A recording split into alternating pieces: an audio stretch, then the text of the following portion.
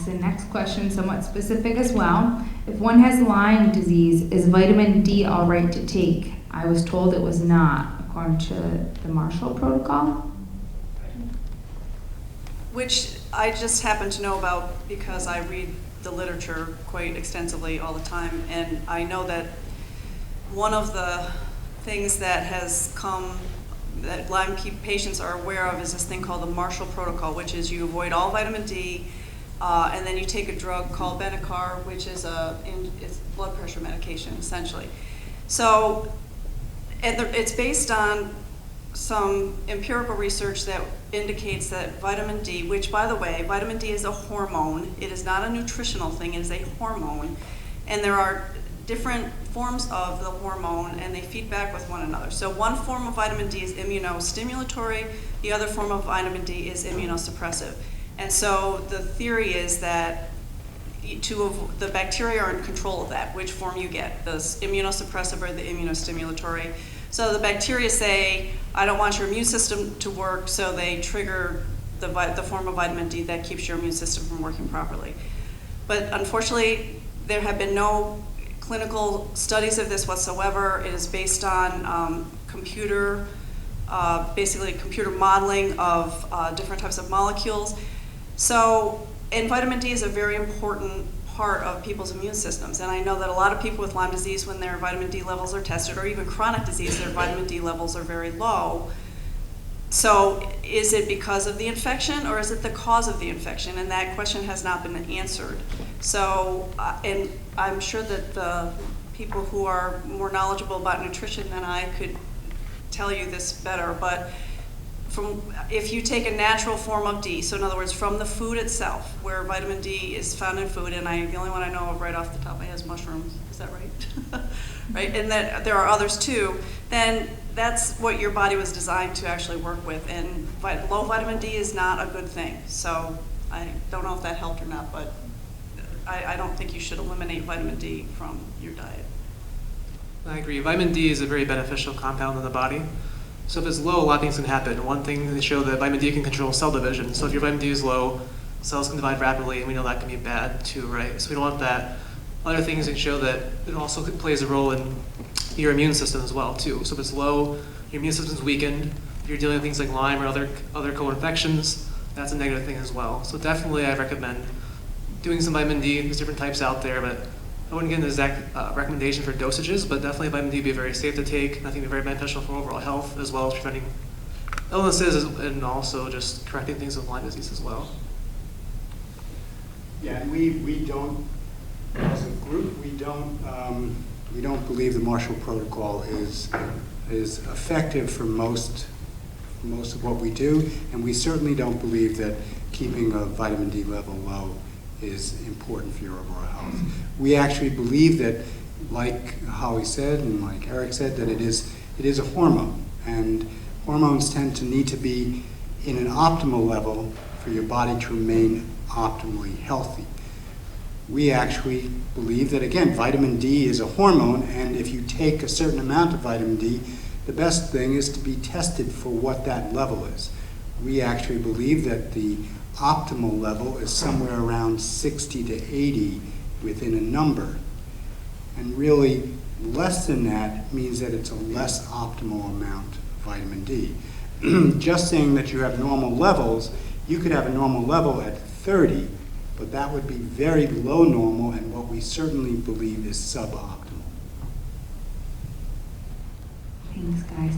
The next question is a question that we've heard many times. It reads, please offer advice for how low-income people can fight chronic Lyme when they can't afford specialists that don't take insurance or they can't afford remedies that cost more than their monthly paycheck. Is this a disease only the wealthy can fight? I'll take a stab at that if you guys don't mind. We actually have a Lyme support group that meets monthly. It's reinstating itself this Thursday, so in 2 days at 6 p.m. That's something that definitely can help. Lyme disease is a disease that's better healed together.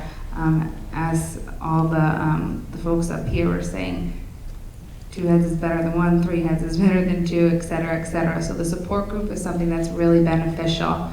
In terms of insurance, the insurance model in general forces practitioners and practices to make their practice a volume-based practice. And at the Stram Center, we are a time-based practice. We take an hour or more with new patients. We take a half hour or more for follow-up visits, whatever it takes. And unfortunately, that is not sustainable with taking insurance. So with that being said, the support groups, free lectures, and we'll be doing more as much as we can to give back to the community to try and fight this disease and gain awareness. And of course, I'm sure Chris can speak more on this, policy is the thing that needs to change first. I certainly can say that. Yeah, it really is, and every event that we go to, we get that same that same question, and you need to turn around and ask that question of your elected representatives, because they need to know what's going on, and really they don't know. So, you know, we kind of have an action call for you that this is what you need to do. And you need to get other people to go with you too. So if we've got 70 people here or whatever, let's double it. Bring a couple people with you so that when you go, we've got some critical mass. And that's a really poignant question, and I think it's a poignant question for every area of medicine, not just Lyme disease. How can we make sure everyone gets the care that they deserve and they need? It's something I think we've all wrestled with as practitioners and business people who have to feed our families as well. And we've come up with some solutions. We have community acupuncture, which is a reduced rate acupuncture. We try to sometimes institute sliding scales. And then there's also, we try to recommend stuff that can be done at home where it's not visit intensive. So if you have to see me for acupuncture once a week, every week you're coming in and having to pay that fee. We also try to teach things you can do at home, whether it's acupressure, moxibustion, taking herbs, things that you can do for yourself at home that are also low cost. One of the herbs we use for people with Lyme disease is teasel. You can grow that in your garden. You don't have to necessarily buy really expensive supplements if you can kind of do some agriculture. It's more difficult. If you're lower economic kind of level, it is more difficult. There's things that you can still do, and we try to get that stuff out there, but it is more difficult. Until we get the kind of coverage that we've been talking about earlier, it's going to be tough. But for now, there are some things you can do at home, optimize your own immune system. There's some herbal options that can hopefully be not too expensive.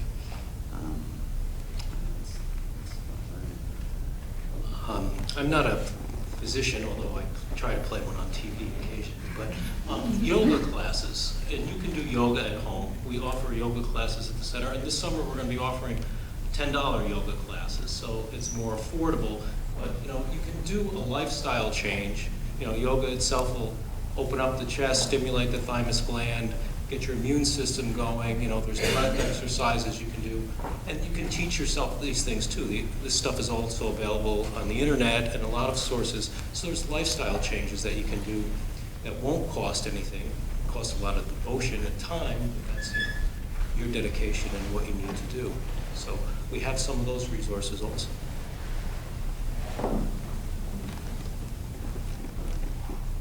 And here's an idea, having a daughter who has Lyme disease, as I think Chris does too, and I'm sure many of you do too, but willing to try a lot of things. And one thing that actually did work was gluten-free. Grains are pro-inflammatory, and removing them from your diet, at least in my daughter's case, and I think in a lot of people's cases, it actually works. So gluten is found in anything that has flour in it. And not only do you get the improved health benefits, but you also save money because you're not buying things like bread and all of those other lovely chip type items that cost a lot of money when you put them in your carts. So just the idea of eating whole foods, going back and eating fresh fruits and vegetables, which are packed with antioxidants. You also are getting bacteria, which, believe it or not, you need to eat bacteria because they are going to be populating your digestive tract and telling your immune system what to do, who are the bad guys and who are not the bad guys. So that sort of thing, those are small changes that can actually save money and also make a big difference in your overall symptoms of Lyme. That's the one thing I will have to speak to is in our practice, we've noticed really a significant benefit to patients who, even just cutting out wheat, symptom, don't you agree? There's a really sweet article that you can Google it, and it's called Thorn in My Hip. And it's written by a mother who had 2 children. One was 6 years old, one was 3 years old.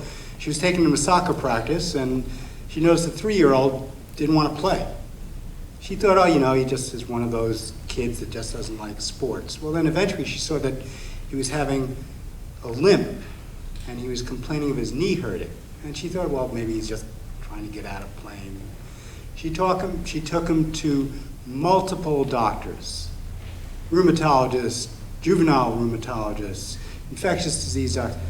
No one came up with anything. And she went to a friend and she said, I have this problem. And the friend said, look, why don't you take him off of wheat?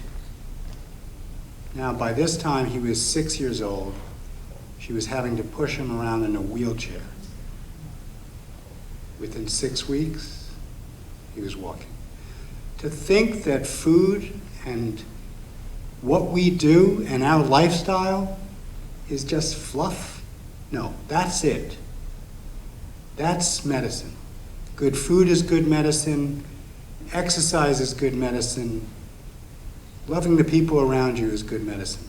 Everything else is kind of fluff. Now, it may be important fluff at certain times, but everything else is fluff.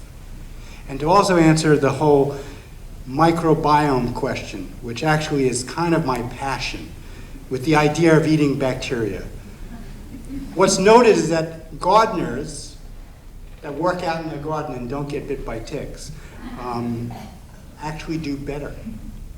They have healthier immune systems because they're exposed to the dirt. They're exposed to bacteria. We in this culture, with our industrialized, commercialized farming, are devoid of a lot of bacteria in our foods. That has had an impact. How many of you heard 30 years ago of gluten sensitivity?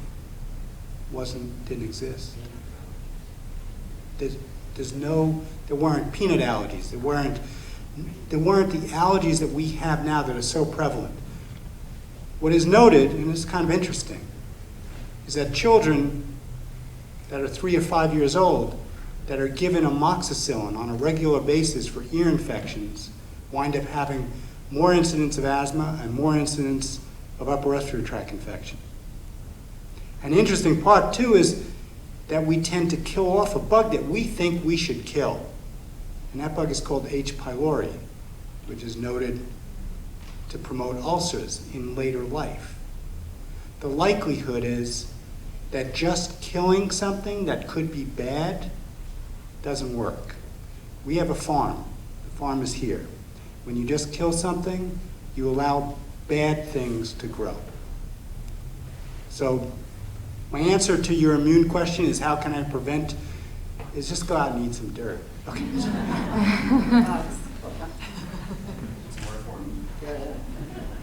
I'll keep it brief as I know we're going to keep moving with questions, but I agree with what everybody said. The big thing with this question is the only thing we can control with our health is our lifestyle. Everyone said what you eat, how you sleep, your exercise, and your stress control. So the best thing is those things are either relatively inexpensive or sometimes even free, right? So that's the thing is embrace healthy lifestyle, get support if you need it, but also just do things at home. Talk about different ways to exercise, sleeping better, taking better sleep hygiene, eating healthier. We talked about that briefly. It may come up later on. I don't want to save time for questions, but just remember that just by being here, you're all taking control of the situation. So I commend you for that. So just remember that. Embrace healthy lifestyle, and that will help keep a lot of things in check, prevent a lot of things, and may help address other things down the road too. Thanks, guys. I know patient engagement and self-care is a big theme at the Stram Center, so appreciate that question.